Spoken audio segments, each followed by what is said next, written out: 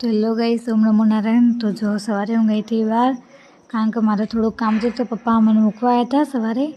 પછી જો કામ પતાવીને ઘરે આવીને જોઈને તો મારો ભાઈ ફોનમાં ગેમ રમતો હતો, કારણ કે સ્કૂલ તો જવાનું હતું, આજે અમારે ગામડે જવાનું હતું એટલે।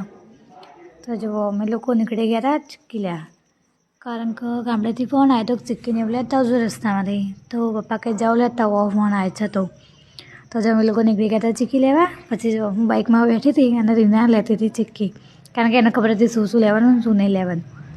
પછી ફાઇનલી અમે લોકો નીકળી ગયા હતા ગામડે માટે। જો કેટલો વેઇટ કર્યો, ક્યારે નીકળશું। ફાઇનલી પેલા ખબર 5:30 નીકળ્યા હતા ગામડે જવા માટે।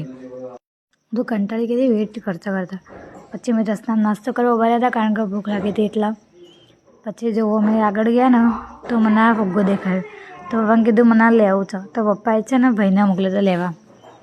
મારી મમ્મી તો છે ને ના પાડતી હતી કે નહીં લેવાનું, તો નાની છે ને એવું બધું બોલતી હતી, પણ પપ્પાએ કીધું વાંધો નહીં, એને કીધું છઠ્ઠાને લઈ દેવાનું હવે। તો જો પપ્પાએ ભાઈને મોકલ્યો। પછી ફાઇનલી અમારે જો ડોરેમોન આવી ગયું હતું અને જો મમ્મી લઈને બેસી ગઈ।